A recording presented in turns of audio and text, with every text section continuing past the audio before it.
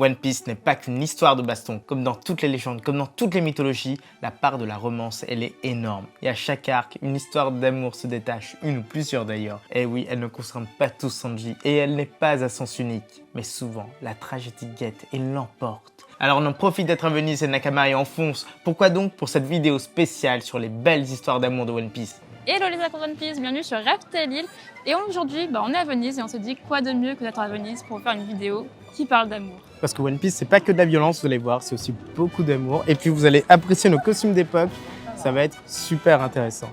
Allez, c'est parti. Numéro 10, amour d'enfance.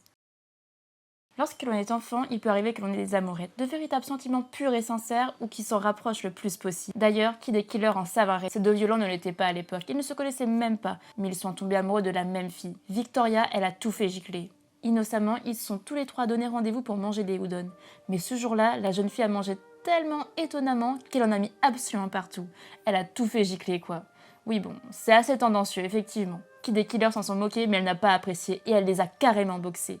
Et oui, et depuis ça, ils sont devenus meilleurs amis. Mais l'histoire ne s'arrête pas là. Leur île n'était pas affiliée au gouvernement. Et sur place, un énorme gang dirigeait les lieux, une espèce de royauté. Les 4 petits gangs étaient présents dans les 4 grands districts. Au bout de quelques années, Kid, Killer, Warrior et Hit sont devenus les 4 dirigeants de ces gangs. Ils ne s'entendaient pas très bien, mais un événement a eu lieu. Victoria fut assassinée par la royauté, sans raison apparente. Kid a pété un câble, il a uni tous les gangs et il a buté les dirigeants.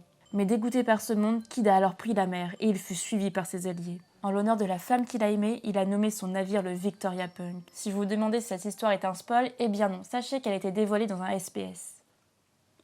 Numéro 9, marié au premier regard. Bonjour, vous êtes bien sur TF1 pour votre émission préférée. Mais oui. Et on ne juge personne, mais aujourd'hui, la candidate du jour n'est autre que Baby 5. Grande, brune, sulfureuse, signe distinctif, une vraie arme humaine capable de péter le feu, une vraie bombe atomique. Son défaut, l'amour facile. Elle succombe à tout le monde. Beau, grand, gentil, moche, on s'en tape, sans aucune distinction on vous dit. Traumatisme lié à l'enfance, ça c'est certain, car si elle se sent utile, eh ben elle vous aime à la folie. Malheureusement, nombreux sont ceux qui en profitent et elle est là aujourd'hui pour régler tout ça. Et heureusement, elle a rencontré l'amour de sa vie. Un certain Sai qui a défoncé la tête de son grand-père pour l'aider. Et oui, les violences sur les personnes âgées, eh ben ça rapproche mine de rien. Depuis, Baby 5 et Sai vivent ensemble, ils ne se quittent plus et elle est devenue l'épouse légitime du descendant de la Hapo Nevi, ce qui en fait effectivement une très belle fin pour cette émission. Numéro 8, les fous dangereux. Il y en a un autre dans One Piece qui adore tomber amoureux, mais genre à chaque fois, et peu importe la fille, c'est bien Sanji. Encore avant l'ellipse, il était un vrai gentleman, mais après, il a pété un câble. Bon, c'est vrai, il a quand même passé 2 ans sur une île sans femme. C'est un vrai traumatisme pour lui. Et oui, il est devenu un grand-père qui ne veut que serrer à tout prix. Et il pisse du sang par le nez à chaque fois. Et ça, c'est jusqu'à Whole Cake, là où son passé de Vic-Smog sera dévoilé. Et oui, là-bas, il sera obligé de se rendre à son propre mariage avec notre cher Pudding. En la voyant, il va littéralement péter un câble et succomber à son charme. Leur rencontre se passera super bien et ils se jureront de s'aimer. Alors qu'en fait tout ça n'est qu'une manipulation de Big Mom. Pudding la 3 yeux torturera Reiju. Sanji verra la scène, mais le jour du mariage, alors que le plan était de le déstabiliser en révélant son 3e œil, Sanji sera étonné par la beauté de la mariée.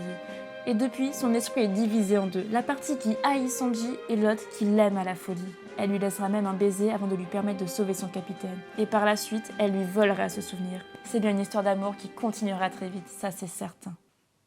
Numéro 7, le mafieux. Les Yakuza sont une partie importante de Wano. Ils régissent ce que la politique locale ne peut pas faire. Oui, c'est une très grande phrase et elle est réelle, en tout cas dans le monde de One Piece. Et Oda les a rendus tout gentils. Et on le voit très bien avec leur chef Yugoro, le grand et unique. Lui, il est un monstre de puissance, mais il a trouvé une femme qui est totalement son opposé. D'ailleurs, on ne connaît même pas son nom. Ils ont passé presque toute leur vie ensemble. Ils ont même soutenu Oden quand celui-ci s'est fait humilier. Mais un jour, Kaido a décidé de s'attaquer à son clan. 17 de ses hommes sont morts, et sa femme également. Depuis, il a essayé de vivre que pour la venger et attendre que le clan Klozuki revienne. Pour nous, c'est une très belle histoire qui est très cachée dans One Piece. Numéro 6, le destin.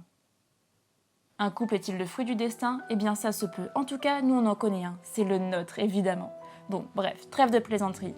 Dans le monde de One Piece, c'est bien eux, Oden et Toki. Cette demoiselle vient directement du siècle oublié. Elle a le fruit du temps qui lui permet de voyager dans le temps. Mais en l'utilisant, elle va se louper de 20 ans. Et elle se fera attaquer par des trafiquants. Mais juste avant de se téléporter à nouveau, elle va croiser son destin. Oden qui va la sauver. Elle sera ensuite sur le bateau de Barbe Blanche et c'est là qu'elle se rendra compte que ses 20 ans n'étaient pas une erreur, mais bien le destin. Elle a trouvé sa place. Elle passera sa vie aux côtés d'Oden et elle aura 2 enfants de lui. Elle rentrera ensuite sur Wano pour aider son mari, quitte à subir les attaques de Roshi. Et quand celui-ci se fera exécuter, elle saura que son heure était également venue. Alors après avoir envoyé les Fous Rouges et son fils dans le futur, elle annoncera à la population leur retour dans 20 ans. Elle laissera son dernier souffle à la postérité en rejoignant l'amour de sa vie. Numéro 5, les damnés.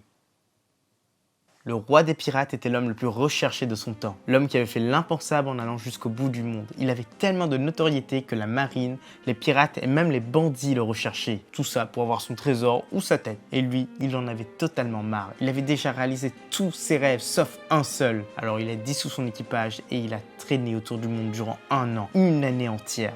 Il est allé jusqu'à Bateria, là où il a effectivement trouvé ce qui lui manquait, la femme de sa vie. Portgas, dit Rouge. Durant des mois, il a vécu une vie de famille épanouissante, une vie très simple alors qu'il était totalement mourant.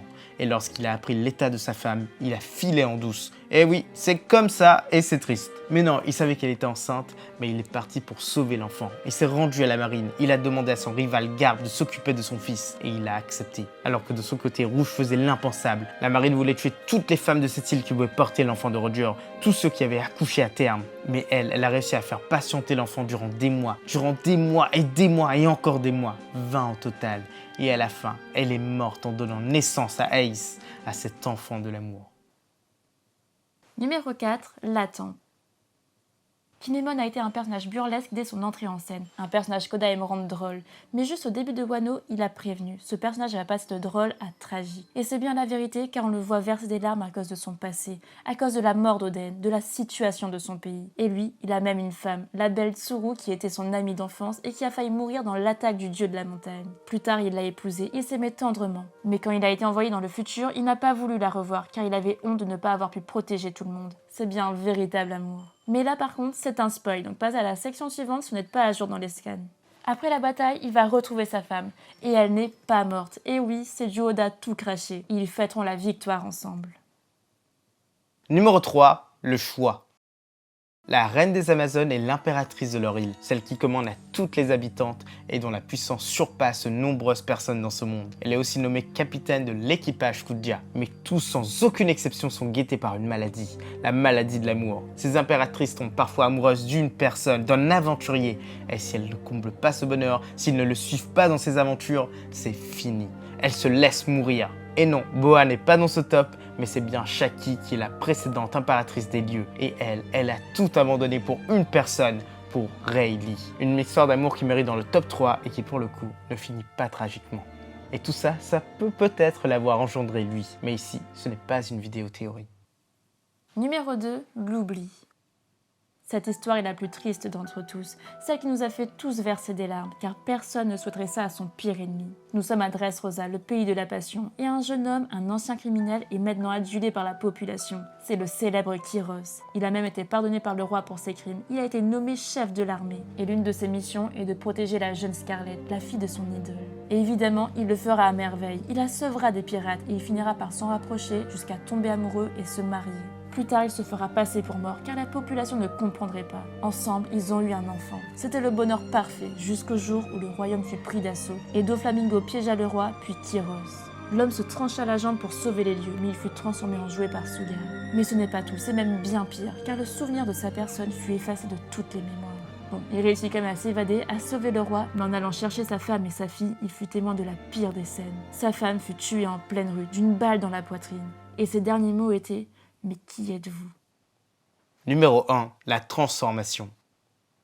Et enfin, voici le numéro 1 de ce top. Voici une autre histoire tragique. Alors restons à Dressrosa. Nous sommes exactement le même jour où Franky a lâché un énorme bisou. Et aussi là où il a combattu Mr. Pink. Ce jour-là, il n'a pas entendu l'histoire de son ennemi. Mais nous, les lecteurs, on l'a appris. Seigneur Pink était un pirate de Dofi. Il était connu pour son fruit du démon, mais aussi pour son style vestimentaire. Toujours classe et jamais, au grand jamais, il ne se laissait aller. Mais un jour, alors qu'il était dans une ville voisine de leur lieu d'activité, il se retrouva à se cacher marcher de la pluie aux côtés d'une belle demoiselle. Celle-ci, c'était Luciane. Et à partir de ce jour, ils se sont vus de plus en plus souvent. Ils ont fini par tomber amoureux. Mais lui, il disait tout le temps qu'il était un banquier et pour expliquer ses absences, il parlait de voyage d'affaires. Hélas, lors d'une de ses absences, Gimlet, leur fils adoré, est parti. À son retour, Luciane lui a reproché de ne pas avoir été là, d'être si secret et surtout, elle avait appris que c'était un pirate. Elle s'enfuit alors qu'une tempête faisait rage. Elle a eu un accident et elle finit dans un état végétatif. Jamais, plus jamais rien ne fut normal. Mais Senior Pink venait toujours la voir à l'hôpital et il essayait toujours de la faire bouger. Et un jour, il mit le bonnet de son fils, ce qui lui fit décrocher un sourire, le seul sourire depuis qu'elle était dans cet état. Alors il changea tout chez lui, il s'habilla en bébé et prit même la morphologie de celui-ci. Tout ça pour sa femme, tout ça dans l'espoir que celle-ci redevienne normale un jour. Et les Nakamas, c'est déjà la fin de cette vidéo. On espère que ça vous a plu. Vous avez vu, l'amour, c'est partout. L'amour, c'est à Venise. On a apprécié cette vidéo, on a apprécié cette journée, on a apprécié ces vacances. Et puis pour finir, voici un peu plus d'amour.